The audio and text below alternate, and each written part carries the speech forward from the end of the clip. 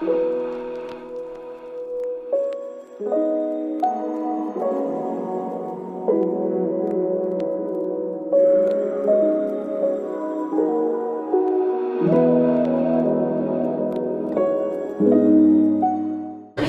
right, well, thanks for joining everyone. Liz, thanks for joining us today and taking time off of your winter break off school, so thank you. Today we have Liz Hermann, sophomore at University of Wisconsin, Eau Claire, women's golf team Blue Golds. We have a ranking of freshman year of #1, so congratulations to #1. Thank you. So far for the sophomore year, a ranking of #2, so very nicely ranked in their college sport. Within the other awards, we've got a sportsman award, we've got ranked #1 in high school. We also have holding the captain position in the varsity team, so congratulations. Thank you. So what got you started in golf? I played tennis my entire life, and then I somehow got diagnosed with a heart condition. So my parents were like, well, they noticed that I wasn't happy, they noticed that I wasn't really doing anything, so they're like, why don't you try golf? And I said, okay, and I just fell in love with it, and honestly, it's just my passion in life. That is, because I remember you from tennis at Dakota, and then all of a sudden you were golfing. I said, I didn't even know you were into golf, so that's interesting. And then had you played golf prior to tennis at all or not? I never did. My dad always played golf. My grandpa played golf. I was always surrounded by it. I even had a pink golf club when I was younger, but it was tennis for me because my sister was it. Right. So I just got into it. So who said golf, or was it just something that you said, I'm just gonna not do tennis, I'm gonna try something different? Is that what happened? Pretty much. Okay. I mean, we were looking for things that were like kind of not running low impact for my heart condition. Yeah. And well, I tried horseback riding for a while, and I was just like, that's okay. But then they were like, golfing, you're just walking and swinging, and I said, sounds perfect. So I tried it. Now, when you started, obviously you didn't, maybe that same month that you started, you didn't say, I'm going to go right over to the golf team. How long of a time period was it between when you started golfing and maybe started playing competitively? It was, I kind of started golfing, like just going up to the range, just like in 8th grade maybe, end of 8th grade, and then going into my freshman year of high school, I started to hit more frequently, started to see a coach once in a while. And then when I really started to find my passion and fall in love with it was probably around sophomore year was where I was like, okay, I really see myself taking a path with this. And did you try out for the high school team your sophomore year? Is that when you tried out? I tried out for my freshman year, actually. Just going in with really zero knowledge, just kind of just seeing what I could learn, and I was on the JV team, and then I worked hard enough to get to the varsity team, which was when I started to see what competition was about and just started to get into it more. That's awesome. So when you were in your sophomore year, did you feel like you were at a high enough level of your golf game to actually play competitively, or did you just say, I'm just going to try the golf team to try it? Which one was it?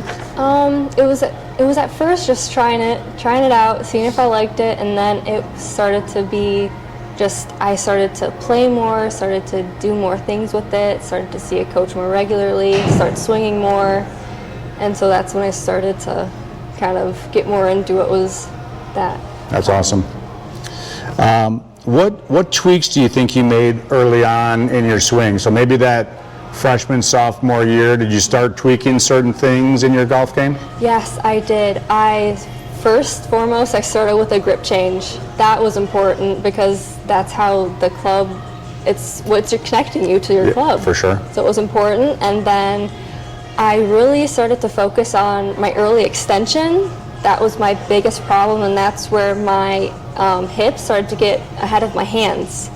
And that just created no space for my hands to go, and my ball was just going high right all the time. So that was my biggest fix that I had to do. And that's a pretty brilliant fix to make at that young of a game. So that's good for you to first notice that and then make the change on it. And anything else that you tweaked over the sophomore year or maybe going into your junior year that was really major for you? It was also my swing plane. I really took it like out to in, and I just really focused on that with a coach and my body and all of that. So Do you think any of that was from playing tennis prior and then going into golf? yeah, my coach actually uses tennis. The tennis, swinging your racket to teach me golf, which is really helpful. That's awesome. So yeah. Good. What mental challenges do you feel like you have in golf, or that maybe you had especially early on? Any mental challenges? Early on, I definitely had a fear of failure. I didn't want to disappoint my coaches. I didn't want to disappoint my parents or my family, because I was coming from playing at a pretty high level in tennis to starting all over again. And that was very foreign to me because I was used to being really good at a sport. So that was frustrating for me. And then I started reading more about the mental game, reading more about how I can mentally overcome things on the course itself.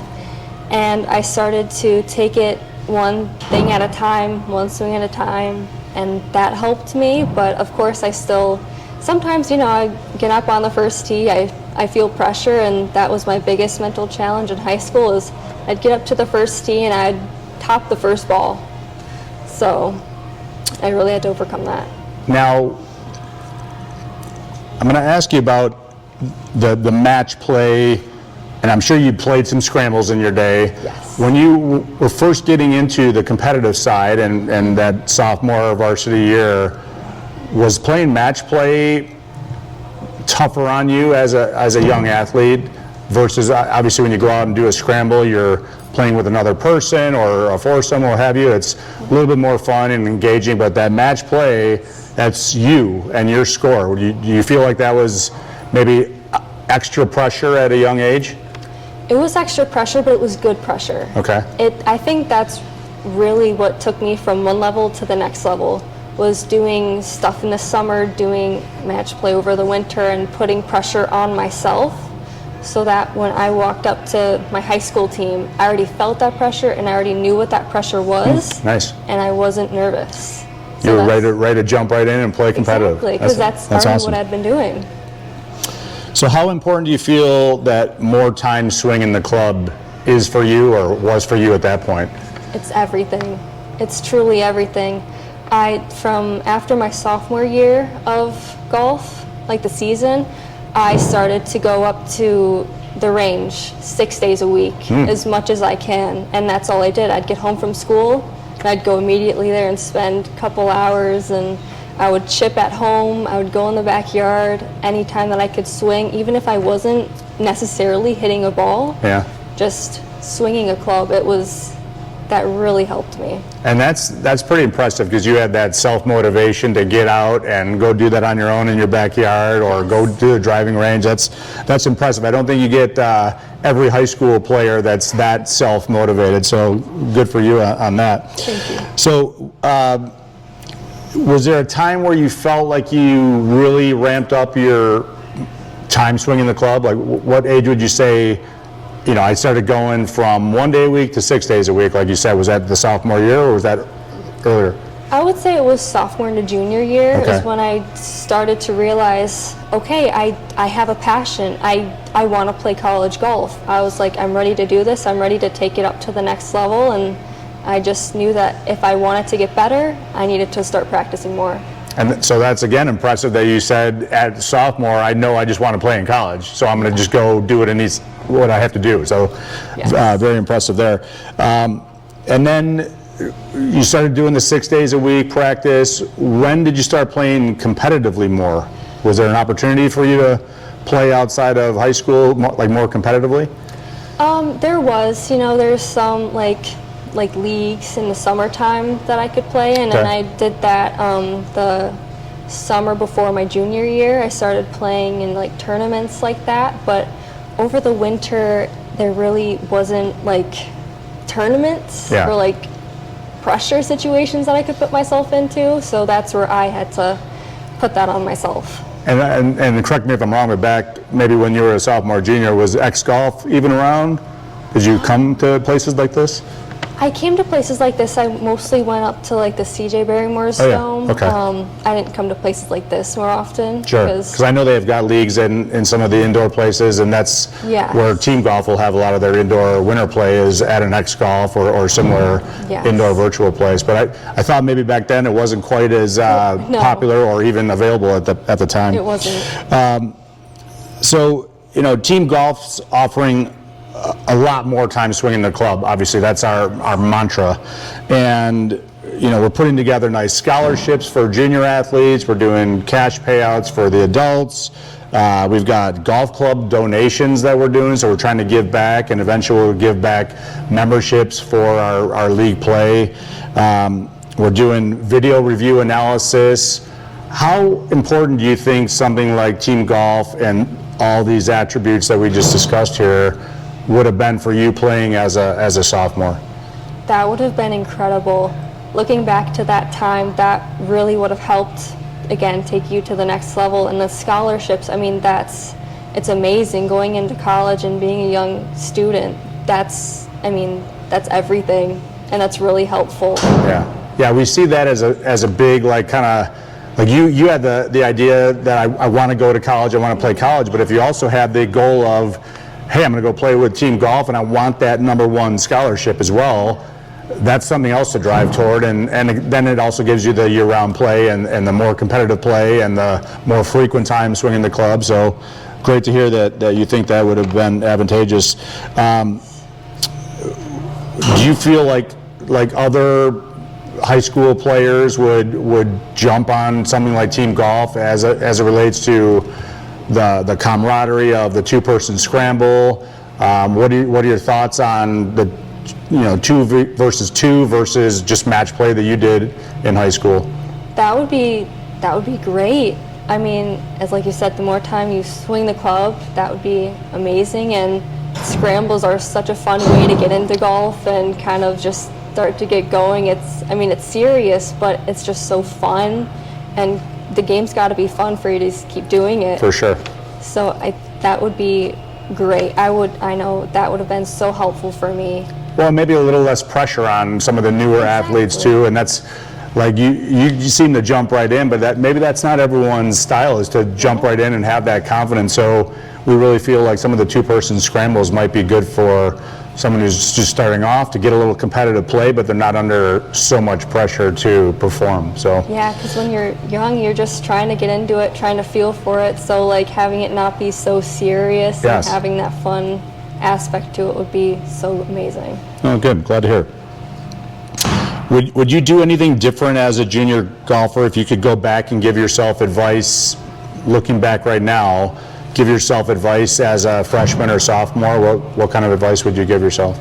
Looking back, I would tell myself to have more fun with it, to find more things to do with it, to find more people to be with that have my same interest, to do something like TEEM. That really would have helped it and helped me to build more of a circle around you that loves golf just as much as you do and wants to play with you and compete with you. But I would tell myself to not be afraid of failure, because that was my big thing. Sure. So just have more fun. Don't be afraid to fail, and just go out and play more. That's awesome. Well, I think at a young age, you're with your peers in high school, and it's easy to be kind of timid, that I don't want to go out by myself, and I'm the single person teeing off, and I don't want to embarrass myself. Right. So to have that confidence and maybe to get into golf slowly with something like TEEM Golf or other competitive play gives some athletes an opportunity to get into it without having all the pressure on them. So absolutely. I'm glad you think that would be beneficial. Where do you want your golf career to go from here? So you're a sophomore right now. Like what's your goal for golf over the next year or maybe 5 years? For right now, I am just working on getting better for my team, and just playing, my next 2 years of college level golf. I'm an international business major, and I really want to go into the golf industry with that major, and I've seen just how great everyone in golf can be and how great the industry is, and I want to be in that industry and make positive changes and make golf is just so amazing, and share it with everyone. Well, especially if you can do something fun for your job. I mean, good for you if you get to go do golf internationally. And it sounds like you've really got some goals set for yourself that are very forward thinking, first of all, but some high level goals. And you've already hit a lot of those goals going and playing college golf. So congratulations there. Thank you. Do you feel like you need to do anything over the next couple years to reach out more in the golf community, or what are any specific thoughts there that you could maybe do that maybe some of your predecessors have done as golf athletes in college? Maybe just network more, hear more about experiences that people in golf have, get out there and play more. I don't know, it's just like find more things that I'm interested in, find the avenue that I would like. But yeah, and just work hard and play more tournaments. Well, you're definitely networking just by assisting us in the team golf effort, so we appreciate you joining us today. Who do you look for inspiration, whether it's in or out of golf? Anyone in particular that you kind of look at? In golf, I would say it would be like Nelly Korda, because she just did... Amazing player, yes. Yes, she's amazing. She's done so much for like golf and women's golf right now. I mean, she's drawn so much attention to like a sport, and so I look up to her, and she's got a beautiful swing, as everyone knows. And I would say to my parents, of course, because they were the ones who got me into this, and they support me in every direction that I go in. That's awesome. So, it's great to have supporters, and it's also great to have someone like Nelly, who's a renowned player, but she's also very humble. She does a lot for the golf community, giving back, and I see her on a lot of videos just playing with amateurs or folks that are just trying to get their name out there, and I think she does a lot for the golf community in general. So I think that's a great inspiration for you to have. Any questions from the audience? I'll turn it over to the audience for a minute. Any questions for Liz from a college golf perspective, or just from her character? Yes. Mine's not college golf, but for someone who, I used to golf but getting back into it. So if you're out there and you're not hitting your best game, and what do you do to change your mindset to go from having maybe a bad round to step back and then like reset yourself to really continue and make it through your 18 and hopefully get better? And really quick, I'm going to repeat it just so the mic can pick it up. So the question was, what can you do to reset your mind if you've had a bad shot or a couple bad shots or a full bad round already? What do you do to reset and get mental focus back in? that's a great question, because I had an experience like that this past season. I had it was a horrible round. I just wasn't mentally in it. My game wasn't physically there. So I took a step back because I needed to for my own mental health. And I just reevaluated that round and I said, what went wrong? How can I learn from this? It's not easy to do, and it takes time to, learn to say, okay, I had a bad round, but usually the bad rounds are what you learn the most from, and say, hey, what can I do better? It won't set you back, a bad round. It should help you to get better. But just go have a fun round. Go realize why you play the sport, why you love the sport again. That's very important. And just start to have fun again. Well, you have to have, it's a fun game to begin with, so you do have to have fun with it. I know a lot of people get frustrated with hitting bad shots, but if you can just relax and learn from it like you're saying, I think that's an easy way to kind of stop and get back into it and say, okay, I learned how I'm doing this poorly, let me change that and get back into it. So good. Absolutely. Any other questions? Yes? What do you think your biggest piece of advice would be to someone that wants to go play a college sport? Like, what do you think really drove you to be able to get to that point of getting accepted to play a college sport? So I'll repeat the question. What was your biggest advice for someone who wants to go play a college sport? start practicing hard. Like I said, I started swinging like 6 times a week. I honestly went to online school. I mean, that was just because of COVID, but I just did that to make sure that like I could, you know, play more, but just start swinging the club more, start really immersing yourself into the sport. Again, make sure you love the sport because you're going to be doing a lot of it in college.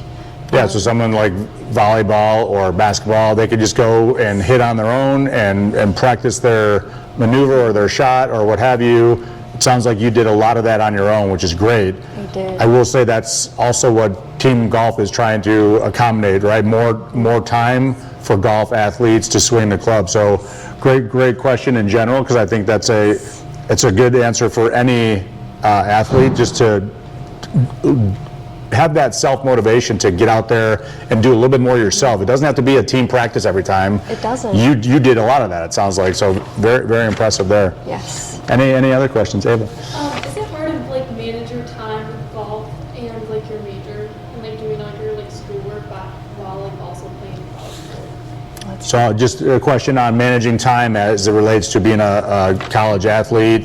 Is it difficult to manage your golf with your schoolwork? Honestly, for me, I don't find it that it is tough.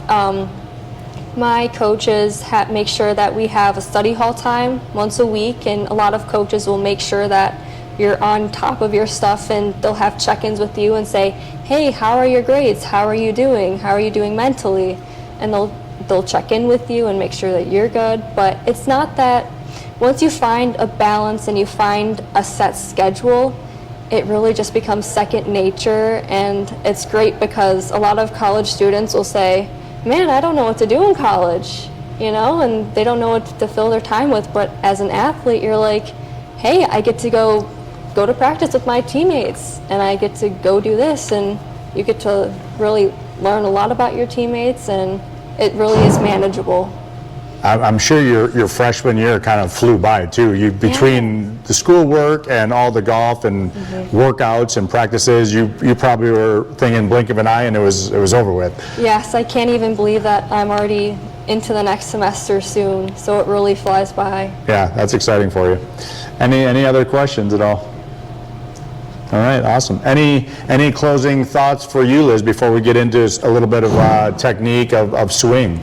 I just want to say thank you guys so much for having me here. I love what you guys are doing, and I mean, just the more time you start swinging the club, the more opportunities you have, and the more, like, this is a great opportunity for juniors and adults to start hitting more and having more fun and for more challenges, and it's a really great opportunity. And so just swing the club more, and you'll be more confident.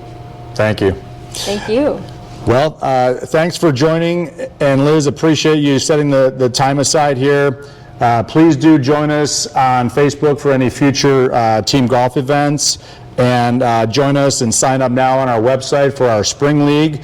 But right now we're going to get these chairs out of here, let you talk a little bit about some swing techniques, and then demonstrate, and then we can have some of the audience come up here and kind of try to mimic what you're doing on your swing technique. How's that sound? Good?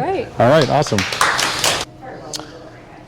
All right, so Liz, let's talk about some swing technique. I'll let you kind of jump in with maybe some techniques that was kind of early on, like you said, with your grip in high school, or maybe some techniques that you've changed in college. So I'll turn it over to you. Okay, so first, grip is everything. So I was more neutral with both hands to start, I would say. My first change was to make sure that I had a stronger grip with my left, or my left hand, because when let's say I had a neutral grip, when I would take the club back and just let my arm relax and let it come back to the ball, you see that my club face is open. Open, yeah, okay. So when I take it to a strong grip in my left hand, I take it back, let my arm kind of relax, and it comes back to square. And then, so by strong, just so the video is capturing, the V of your left hand is pointed more to your right shoulder. Yes. Okay, good. Exactly. Good. Yes. Okay. And then I make sure that my right arm is more neutral, because again, if I relax my arm and I take it back to impact, it's square. So that was my first really big grip change. I mean, and grip changes feel really weird. Yeah, this took especially when you're first gripping a golf club, it feels Yeah. totally weird. Oh my gosh, it was horrible for me. But it took me a good couple of months to get this down, and sometimes I just had my coach check my grip the other day because it's the foundation of your swing. Okay. And it's what connects you to your club. So that was important for me. And yeah, feel free to take a swing, and you can hit that and populate a ball right up. Right just, here? Yeah, tap on that green, and let's see you just hit one from there. You can, if you don't want to tee it up, you can drop it down on the green mat, Perfect. Okay. and we can get a feel for how the grip looks as you're taking your swing. Yes. All right. I'll take a practice one first.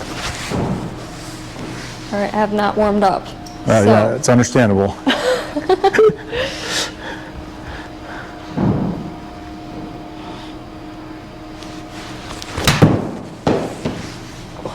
Yes, definitely Awesome. not warmed up.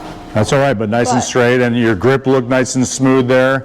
Yes. And so that was one of your first techniques that you changed, and that you said that was early on, like freshman, sophomore year? I would say more sophomore year Okay. was when I started to make that change, but that was really important for me because if your grip is right, I mean, the ball may not, it didn't go great, but it's still mostly straight. And I think, to your point, changing that at a young age or a young level in your golf play is probably vital, because Yes. you can be, hitting with the club face open all the time if you don't change that early in your swing, and then you think you need to correct something else because it's always open. But yeah, if you correct that early on, that's fantastic. So all right, good. What else? My next one would be the early extension that I mentioned. So and a lot of players have this, like when I first learned about this, I learned that Tiger Woods had this problem. And I was like, oh, okay, maybe I'm doing something, right. I'm on the right path here if he had that problem. But that's when I would take the club back here, and at impact, my hips would go like this. You can see that my arms are way behind my hips and how my body straightens up at the ball. Yeah. And right here, that would cause a high right club path and for the ball, and that was my miss the whole time. So I really learned to it was kind of like I had a chair behind me, and I would make sure that I would want to hit that chair. So I'm not going forward, but I'm staying back within the swing. Okay. So it would more I exaggerated my training a lot. So I would take it and I would make sure to kind of do that. So I'm pushing back to make sure that I'm not going forward like this. So pushing your hips back, almost sitting on that chair? Yes. Okay, yeah. Yes, and I really exaggerated that in my training, and it took me out a year, maybe a year and a half for me to get that, because I had hit so many golf balls, repetitions of just that, of me early extending, so it was kind of ingrained in my brain. And so I really had to reprogram myself, and sometimes I'll even catch myself doing it now. You have to say stop. Yes, and I'll say, okay, back to the basics, back to my mental training. And so I tried to fix it. So did you do video review analysis when you were working on that at all? Oh, absolutely. Okay, yeah. It really helped me to get a visual. Yeah. Because at first, when you swing the golf club, you're like, am I really doing this? Yeah. And then you get a video, and you're like, wow, I didn't realize it was that bad, or I didn't realize it was that direction. So that really helped me, and I love using it to this day. It really changes things. And that's not available for everyone all the time, so it's maybe a little tougher to get to. It is one of the things that TEEM Golf wants to incorporate into all of our league play. So we'll have folks around, whether it's a team representative actually getting video, or one of the partners actually getting out there and getting video of the players so they can see how they're hitting at a young, early age. So can you do me a favor and hit one with your old hips moving forward, and then hit one with more hip coming back? Yeah. Can you just show us Absolutely. both of them? So this one right here will be with your hips moving forward and not extending like you used to do. So this is more of a poor open shot, right? Yes. Okay, so we'll see this on video, and then we can compare to the new Liz. All right. So if we're watching her hips right here, they're going to most likely move more forward.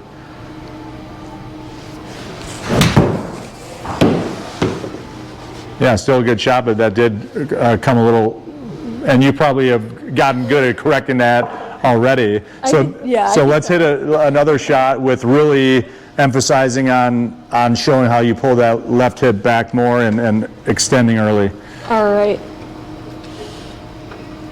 So I'm going to really try to kind of over-exaggerate it, Okay. but I'm going to really try to push back. Push that hip back, almost like you're going back and sitting on the chair. Okay. Yes, exactly. Okay.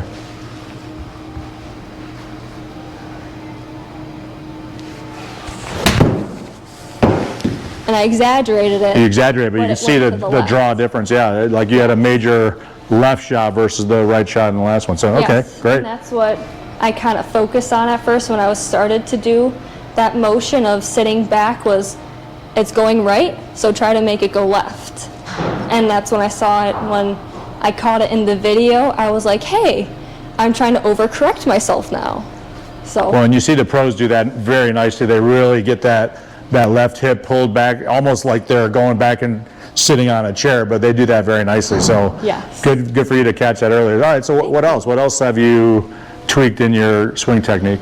actually just recently, when I say just recently, I mean 3 days ago, I met with my coach, and we noticed that I had started to fall back into a little bit of early extension, and my leg was not doing what it was supposed to at impact, and impact is it's important, it's vital. That's when you're connecting with the ball, so we know that's the important part, yes. Exactly.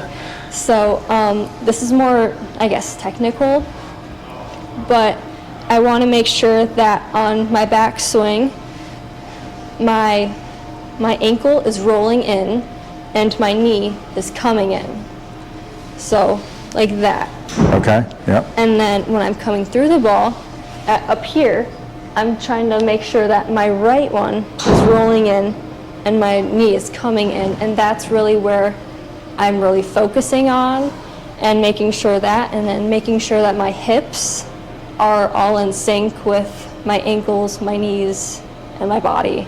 That's good. It's funny because Ben Hogan brought that up in his book several times about the knees pointing in toward each other Yeah. between your backswing and your downswing. So give us an example of maybe not moving your knees at all. So maybe just do a static shot, if you will, and then let's see one with how you progress your knee movement now.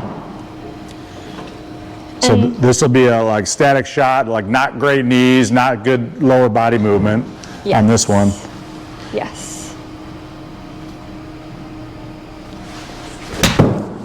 So that was all just arms. I didn't do much with my body. I kind of just went Yeah, you were kind of frozen. Yep. Okay. frozen.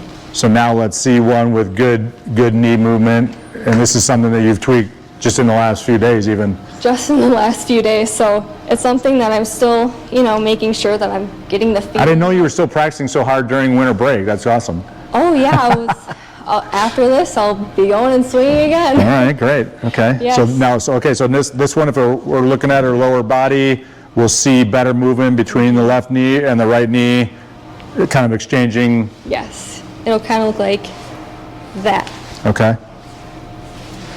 Okay. So if I do it correctly,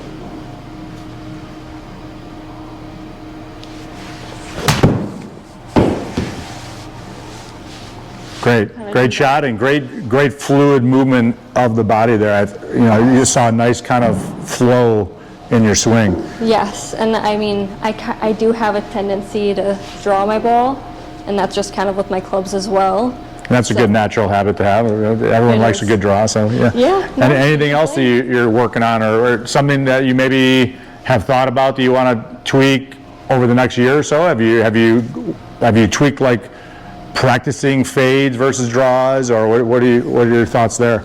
I haven't really practiced fades or draws. It just kind of naturally happens, like with my draw. Yeah. But I would like to start learning how to shot shape and kind of learn how to, if I'm underneath a tree, if I can get out easier and make it easier in situations for myself. I would like to start learning to swing my club faster in competition, just to get more speed and I need more strength, and I need to hit the ball further to keep up with everyone in college. Oh, for sure, yes. Because, I mean, distance is great, but I've been comfortable with kind of hitting slower and keeping the ball just kind of at the center of the fairway, so being more aggressive is what I'm going to work on. Okay. Is there anything that you're pulling from Nelly or any of the other pros? I know, like, Nelly will tend to maybe hit her balls a little bit further back than a lot of pros, where maybe they're hitting the ball a little bit more forward in their stance. Anything that you're taking away from Nelly or any others? I've kind of adapted Ben Hogan's placement with his ball. I played an inch off of my front foot, and a lot of coaches will disagree on me on that, and I'm okay with it. But that's what I've personally adapted to, and I like the way that it plays for me. Yeah. It works with me and my swing. But from Nelly, I like her athletic stance, and I love how fluid her swing is. It's really art, and so I've adapted that more athletic stance, and I used to kind of hover and kind of just be over the ball too much, and I've noticed that she kind of just has her space, the ball has its own space, and she just lets her club fall into the ball. Yeah, that's fantastic. Well, let's, and I don't know, do you have any other techniques that you wanted to share today, or you feel like that's good? I mean, I feel like that's good. Yeah, we can keep talking about golf forever. I'm sure you can. Well, let's do this. Let's bring up some of the audience. Let them take a couple of shots. Maybe they want to focus on the grip. Maybe they want to focus on the knee movement that you talked about. And maybe you can kind of stand back here and give a little guidance either before or after they swing and hit. How's that sound? That sounds great. Great. Anyone want to jump in? So this is going to point to your left or your right shoulder. Okay. And then your right arm, it's just going to hang, and just take your pointer finger and make sure it's locked. Liz set you up nicely. Okay.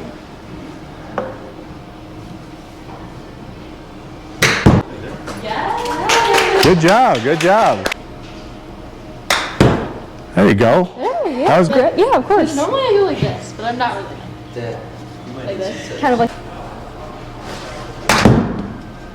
Not bad, good job. Now, Jack with Team Golf here, he did get a chance to play in high school as well, so he's hit the golf club a couple times.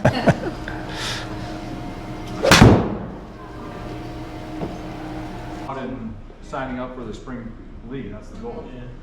Well, you got me all the way from Social Kentucky. media is really what's important.